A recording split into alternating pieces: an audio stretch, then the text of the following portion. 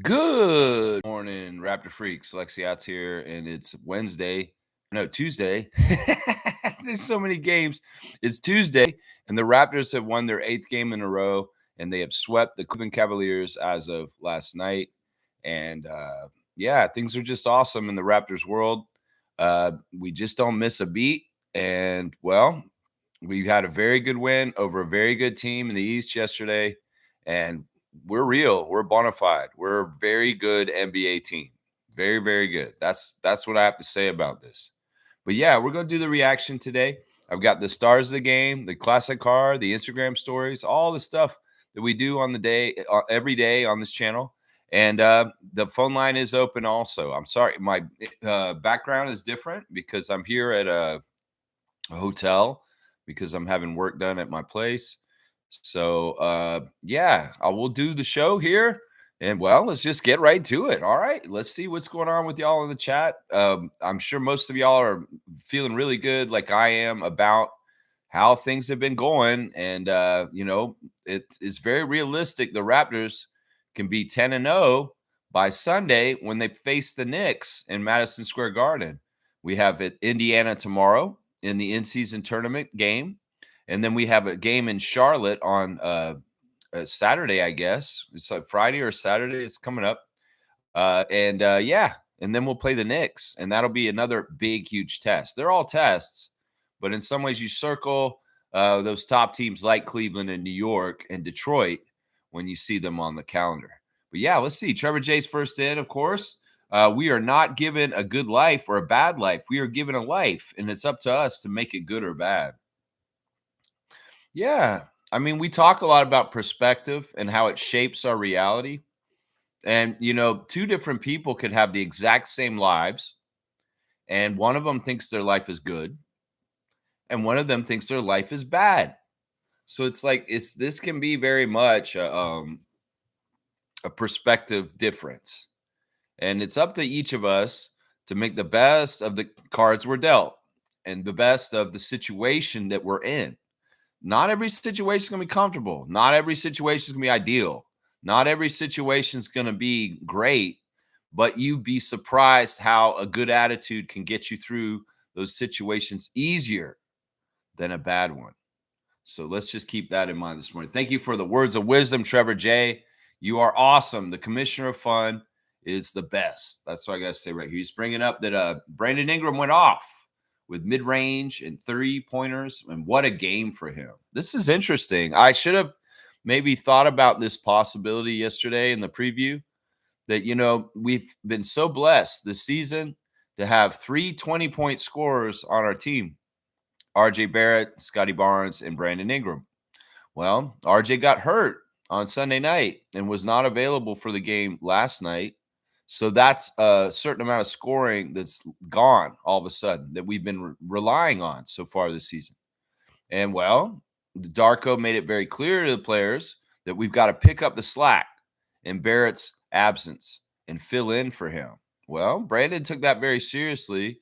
He said after the game in his post-game interview, he knew that with RJ out, other people are going to have to step up and increase their scoring. And well, he took it upon himself to do that himself. And in some ways, he almost covered both him and RJ's points by almost getting 40 last night with 37 points. Yeah, it was a fantastic performance. And the thing about it is, look, the guy we were playing last night is Donovan Mitchell, right? Well, he's going to get like 30 to 40 shots every game because he's that kind of high volume, and they want to feed him that. In some ways, they'll force him the ball like that. Now, the thing with Brandon last night is none of that was forced. None of that was forced. Not, as he said after the game, he didn't feel like he was laboring out there. He was just going through the protocol that the coach Rajakovic has set for the team as far as this is what you do if this is this, and this is what you do if this is this.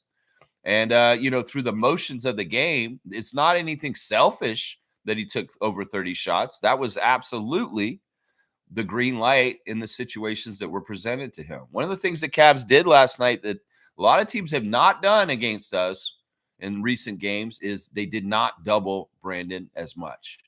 And when you don't double Brandon, well, that's the green light for him to call his own number and go ahead and go get it himself. And that's a big difference in why Brandon got so many shots and scored so much last night is they picked their poison, the Cavs. And their poison was, we're going to let you kill us instead of passing off and getting everybody else. Because if he's got it like that, he's got it like that. And if he's calling his own number, see, that's the thing. It's not like a blind, you're just going to take it like Donovan Mitchell and try and score, and you have to carry us. No, this is him reading through the offense and finding his shots, good shots, shooting over 50% within the system and not being like, I'm just a ball hog and I'm just scoring a lot and getting a almost 40-point game. There's a difference here. There's a difference here. And a lot of it also has to do with efficiency and whether you're taking away or giving to the game for your team to win. And, guys that score 40 all the time, they're not necessarily good for their team. Let's just put it that way. But in this situation with RJ out, Brandon Ingram needed to step up and make more shots for the team to carry. Yeah, and that's a real. And once again, this is another thing we've been talking about on this channel is Brandon is much more capable of scoring way more points. We know this. And well, we saw it last night. It was great to see. This was a scoring output that Brandon hadn't had, apparently, according to Eric Kareen, since he played the Raptors that one time and burned us for like 40. So this is awesome. I love it. Of course, Brandon's my number one star of the game. We'll pick apart the box score right now. Let's go ahead and get into it. Brandon was 37 minutes, 37 points. Look at that. Lined up just square. 37 minutes. You get a point a minute with Brandon out there. That's awesome. 15 of 30 shooting, exactly 50%. 5 of 11 from 3. We love seeing Brandon get so many threes. That's part of how he can score so much is he made 5 threes. That's 15 points right there from three-point land. And those were open shots. There were shots he stepped into. There were shots that they kicked it out back to him.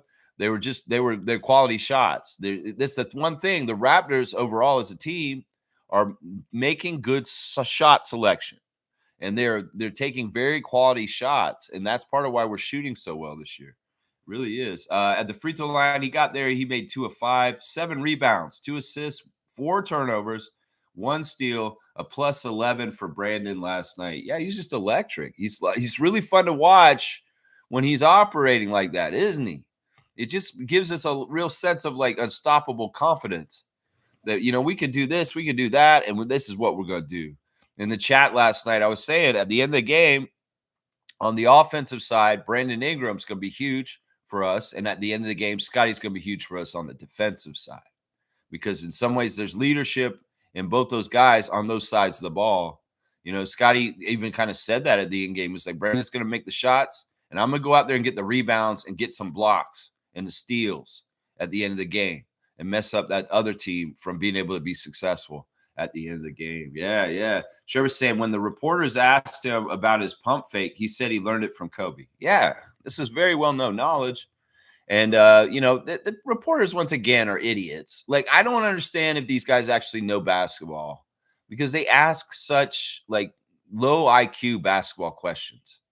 Between Brad Fay talking about, like, the Raptors substitution lineups, like their hockey changes, and, just some of the dumbass shit, the basis where they come at with their questions is just ridiculous. Like Michael Grange actually asked Darko last night, or I forget, it was either Darko or Brandon or Jamal. He said, basically, you guys are winning so much. What makes you think you're not going to get jaded with this and mess up and be like too into being winning and like screw?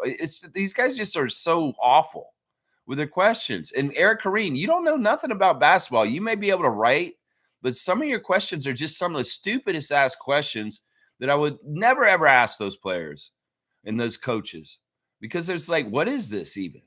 Like some of the shit y'all ask is like not even a thing. And, anyway, I had to get that rant out because in some ways I'm just sick of the reporters because they don't ask basketball questions. They ask negative questions and about slumping and about like, how are you going to screw up kind of questions. They don't ask basketball questions. They barely ever ask basketball questions like Samson Folk. Samson Folk's in that press room. I'm sure we'll get a question. And Darko can say something like, you know more about the team than I do in some ways. Because it's like, Samson Folk's like that. He's a basketball journalist who knows basketball, so he knows how to ask basketball questions. But Eric Corrine, Michael Grange, y'all, I don't believe y'all really do know basketball. Even though Michael Grange played basketball, I don't feel like he knows basketball. If he did, he forgot it because he damn for sure ain't showing any intelligence about it. The way he asks the dumbest fucking questions in the world. Seriously. The questions are so dumb. They're really annoying me this year. I'm going to say that. Part of it is because we're doing so well, and these guys are absolutely just staying the same way that they are with their negative ninny kind of bullshit. Seriously. Trevor said this. So everyone last night got to see the Raptors game in the U.S. because it was nationally televised on Peacock. Yeah. These games are always important for the Raptors. The handful of nationally televised games the Raptors get appeared in the United States, when we get nationwide television down there, they're very important because in some ways, this is where we show the truth about the Raptors in reality to the audience, where they get gaslit most of the time by the press saying this and this about the Raptors. Once again, anything to avoid the Raptors and talking about how hot they are right now. They have an article on ESPN's front page talking about how red hot the Miami Heat are and Tyler Hero coming back. But there's not been a single article on ESPN singularly about the Raptors and what they're doing right now. So it is what it is. Once again, the media and the press just sucks. In general, it's just really bad. That's why we need grassroots media like me, because there's a big void in some ways in sports media right now that's lacking. And in some ways, I feel like I'm filling that hole in some ways for what you guys want, at least. That's right. That's right. Of course, he learned it from Kobe. Of course, he learned it from Kobe. We knew this. That's right. That's right. Yeah, Peacock, I hope you enjoyed the show. Even watching the highlights from the Peacock broadcast, you can hear the Peacock broadcasters homering for Cleveland in the clips. And then when the Raptors are apparently going to win at the end of the game, they sound so downtrodden. Like, where's your enthusiastic call now, Peacock announcers? Because, you expected the Cavs to beat the Raptors because you believe all the bullshit out there and you're not looking at reality in the standings? Well, you deserve to sound all forlorn at the end of the broadcast that, the Raptors won at home and beat Cleveland and swept them for the season. The team with the best record in the Eastern Conference last year has been swept by the Toronto Raptors as of last night. And put that out there. Say it with your mouths. Say that over and over again. Just like you wouldn't say Toronto Raptors champions 2019 when it happened. You hated to say those words come out of your mouth in that combination. Well, they don't like saying Toronto Raptors have an 8-game winning streak either. They don't like saying that either down there. That's right. Isaac Campbell's in the house. Good to see Isaac checking in from Ottawa. What's different this year, you say? What's different this year? 90s reset, 905 reset, bench mob back, BI3 threat, team first play. But first and foremost, it's believing in the W. Only big W's in the chat. There's a lot of factors that are somewhat different this year. I think the biggest one you got to put number one on the list is Brandon. Because he's that needle pusher. I kept saying it all summer. Everybody's sleeping on how much of a needle pusher Brandon Ingram is, and the Raptors are going to be a top team in the East. And, Nostradamus Lex comes through with his prediction again. I mean, I seriously was saying this in May and June, that as soon as Brandon shows up, it's over for the rest of the league because we're going to have something like that. They didn't want to believe it. They wanted to believe, oh, my gosh, if they add Brandon, they could be really good. But no, I'd rather just believe it's not going to work because it's just too crowded with talent. And those guys aren't going to get along, and they're not going to be able to play together. Oh, wait, they can play together. Oh, they are getting along. Oh, they are really good. It's a big part of it. Every kind of way that they want us to predict us to be bad, they will. And they just keep their fingers crossed and hope. They just keep their fingers crossed and hope. Yeah, our 905 reset, man, I've forgotten about 905 because they have such a long layover right now. It's kind of annoying how long they're off because I'd like to watch them play again very soon. But I think I have to wait till Sunday to see them play again. I believe it's Long Island Nets, and we'll be playing then. But yeah, I can't wait to see some more 905. In some ways, how do you keep that win streak continuity, Andrew Jones, with a 9-day layoff between games where you don't play for that long? How do you keep that momentum going of six wins to start the season? Well, we'll have to see on Sunday. when we play the Long Island Nets. That's right. Let's see. Yeah, bench mob back? I think so. I think that it's an interesting bench mob. In some ways, it's like, look, I don't know if that's the right nickname for them. I don't know if it's the right nickname. In some ways, bench mob special and maybe only singular for that team from way back that we should be calling the bench mob. But who knows? Maybe we could call this something new. Bench mob 2.0. I don't know. I don't know. We're still not totally sure that if we should call it a bench mob because I'm not totally sure what exactly the formation with the Raptors is between their starters and the bench at this point. But maybe bench mob might work. Let's see. Team first play. That's definitely happening. This, as Brandon said last night, the team is selfless. There's no ego, and everything is going towards trying to win. Scotty is the epitome of this. You know, some people say Scotty could go get this amount of points, these kind of stats, but in some ways he's shaping and forming to get the W. And it's not about what he gets for himself, for his individual stats. It's about what helps to contribute to get the win for the Raptors. And that all is very important for this year and the success right now. That's right. Only big W's in the chat. That's right. Isaac, bench mob, baby. Let's go. Trevor's saying this. There's a long list of teams to get this work this season. If you want some, come get some. Trevor's out there like he's at his food truck saying, we got some good servings, a whoop ass. We want to sell out here. Come on, get in line. Yeah, real cheap. We'll whoop your ass. This is a can of whoop ass. Here, kid. Here's a can of whoop ass with your side plate of getting your ass beat. Yeah, so all the NBA teams line up in a row. There's one meme they're doing on Raptors Reddit right now, which is Serge with a scarf, and it's very long scarf. And every time we beat a team, they add the logo on the scarf. And for this 8-game win streak, the scarf is running out of room, and the Cavaliers appear on it twice.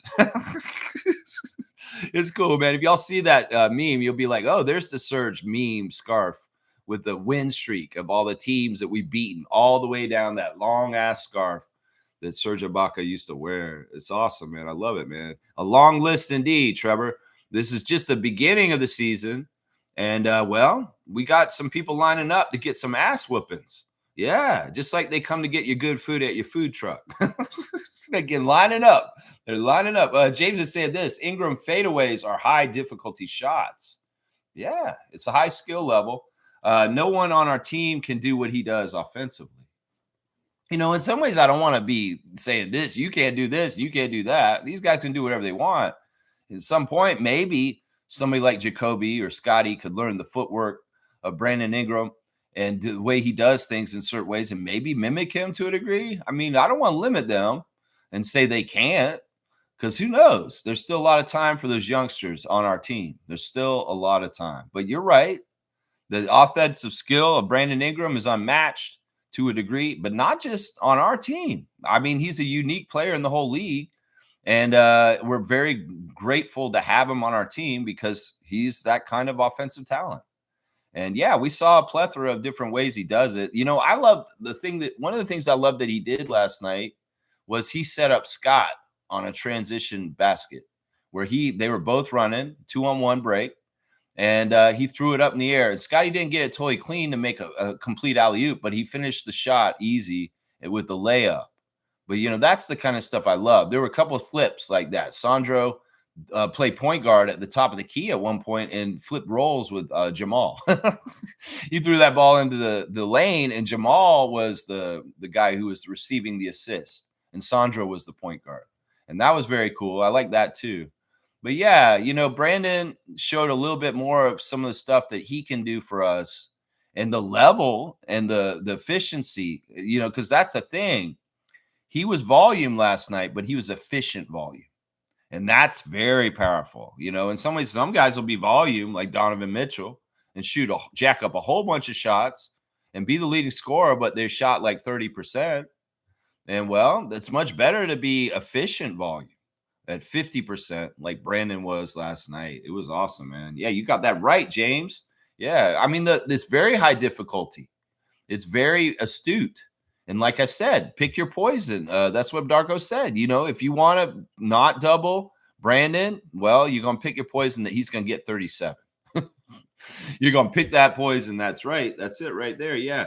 Ingram is glowing, is what G is saying. Glowing. I see what you did there. I see what you did there. Nako's here. Lex, sing smooth operator. All right, we can do that. I mean, I don't know the exact. Let me get the lyrics up. Let me just see if I can get the lyrics up. Because if I have the lyrics, I can actually do justice. Of course, we saw that Jacoby Walter posted a post the other day with some Sade on it. It was No Ordinary Love, but it's still, one of the great songs of Sade, the band. It's a very, very good. All right, let me see what I can do here. All right, let me see. All right, I want to know where I want to jump in. I don't want to try and start it from the start. All right, hang on. You say, all right, let me do it this way. No need to ask, he's a smooth operator. Smooth operator. Smooth operator. Smooth operator. Coast to coast, LA to Chicago, Western Mail. Across the north and south to Key Largo, love for sale. Yeah, all right, just a taste right there. That's it. That's right.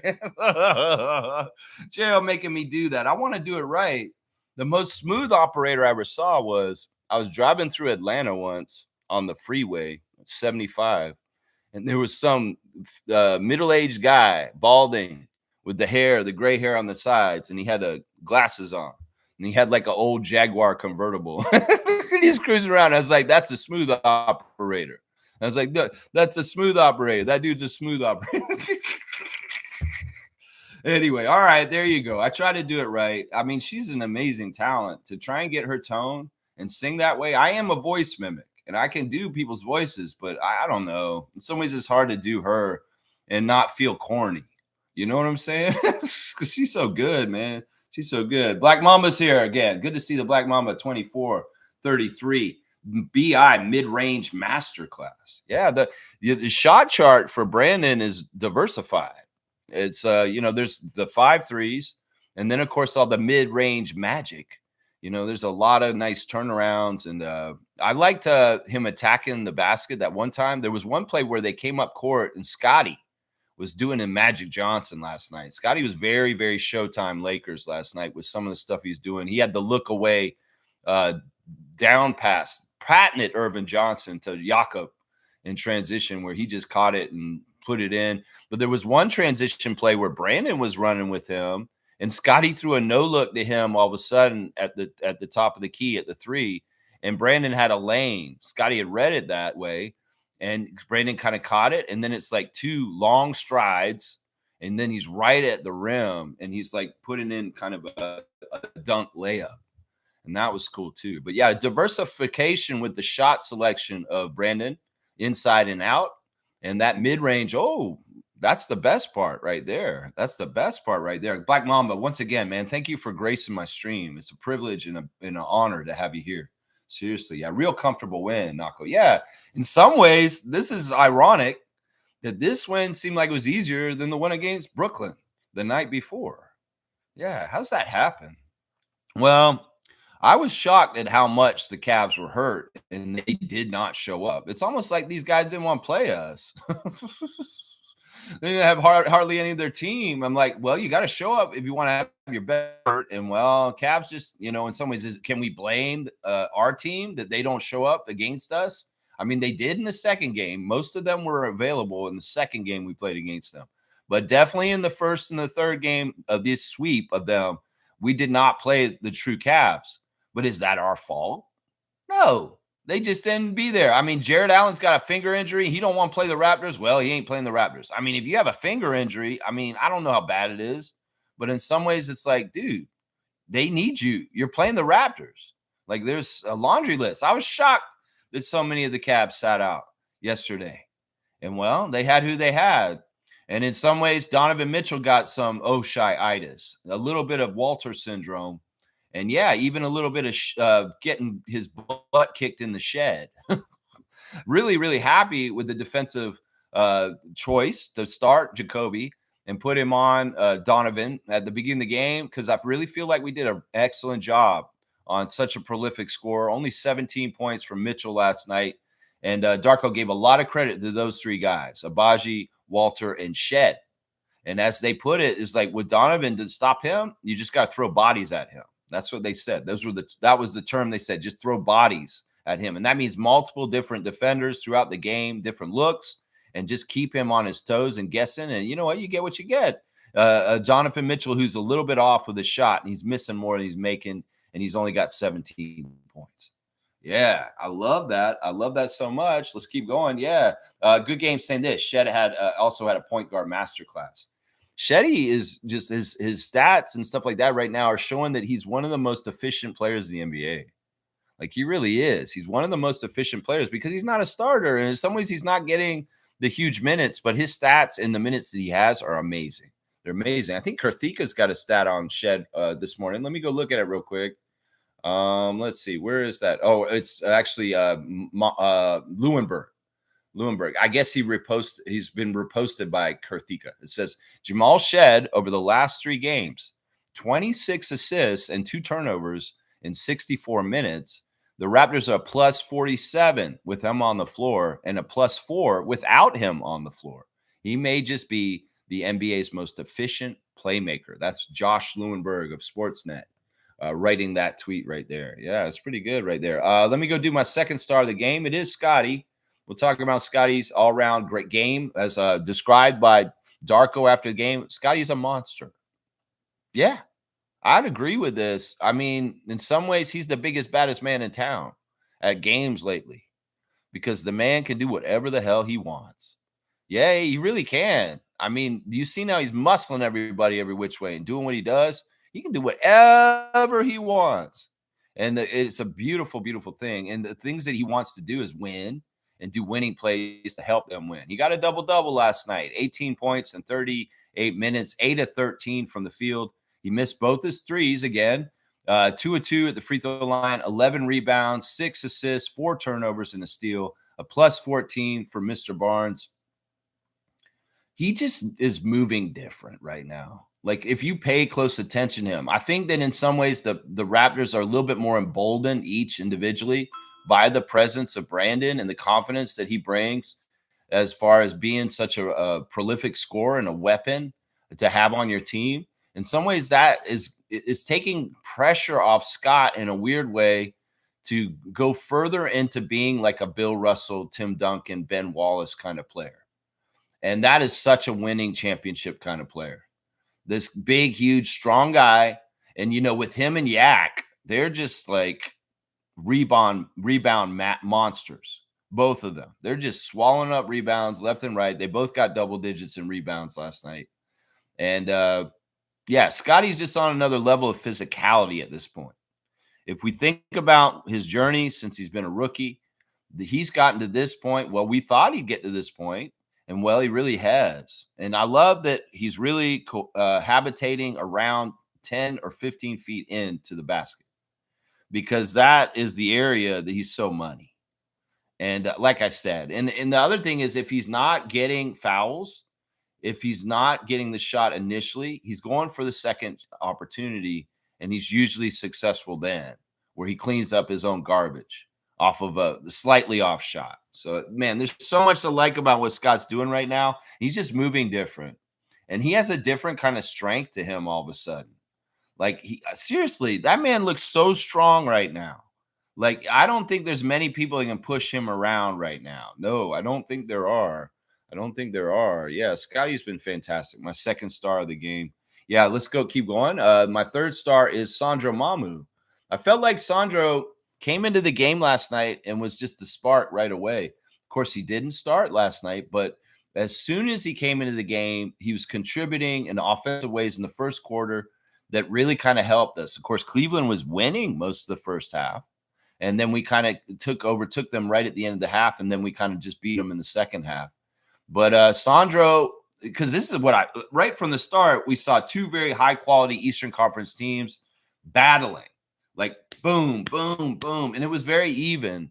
And at the beginning of the game, I was telling my dad when we we're watching it, the Cavs are going to run out of steam. There's no way their depth will be able to hold this kind of quality of high level play like we saw the two teams play against each other in the first quarter. That at some point, especially since both teams were on a back to back on the second night, and the Cavs were going to get tired. They just don't have the reinforcements like we do. We really do have a lot of depth.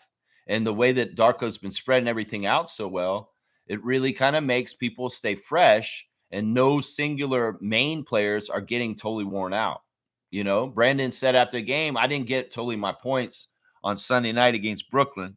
So in some ways, I had to go get them tonight.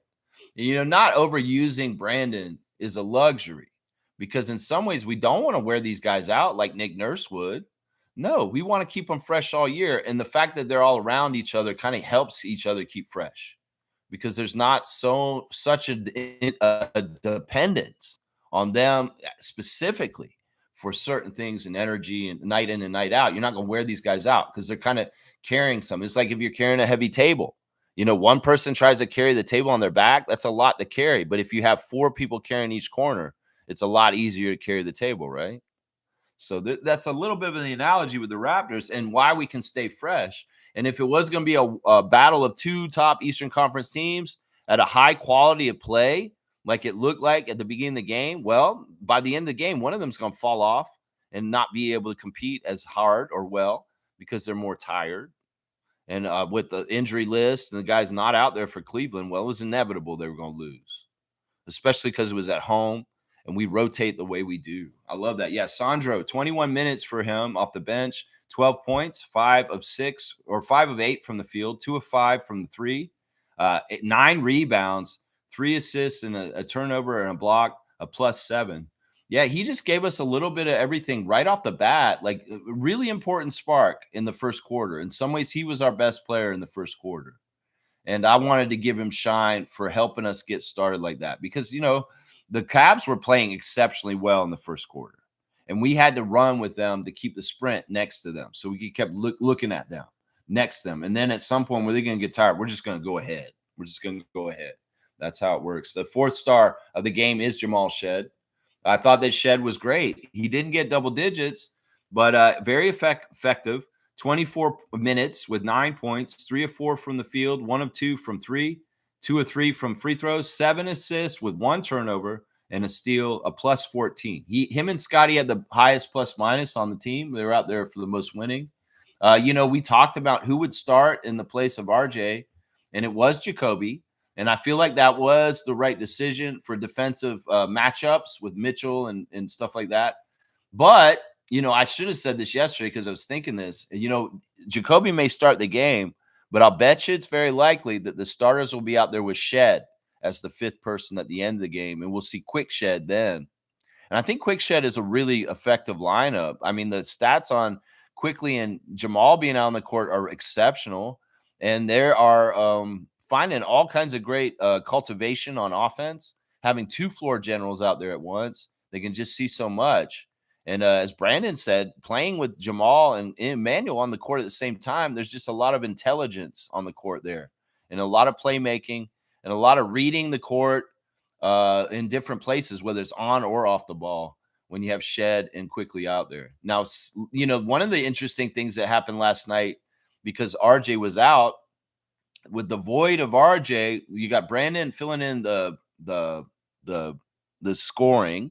You got Jacoby and Grady maybe taking a few more minutes because RJ's minutes were up for grabs. And then you also had Scotty emerge as the 3rd point guard again last night, as he was really handling the ball more last night than most of the games this season, like he did a couple years ago where he was point guard Scotty. So a little bit of delight for Raptors fans and seeing point guard Scotty out there operating on the break, especially with his fantastic Showtime kind of fast break passing. It's very Irvin Johnson. And that's kind of cool. In some ways, that's what RJ's been doing, has been like a backup point guard too, because he brings the ball up the court all the time and he kind of sets up the offense too when he's out there. But it was really stark to me without RJ out there, seeing Scott kind of do that even more in Barrett's absence, but it's really good. Jamal Shed, you're amazing, man, and it's really cool to see you get that after game press conference. Of course, yeah. Jakob Pertl is my 5th star of the game. Yak didn't score a whole lot, but he was very solid on the boards. And Brandon Ingram talking a lot about how he feels like Jakob's one of the best screen setters, and that he really was looking forward to playing with him because he knew he was going to get really good screen set. So yeah, there's a lot of intangibles that Yak did in the game last night. Darko was touting him as very crucial last night, and some of the stuff he was doing, of course, with no Allen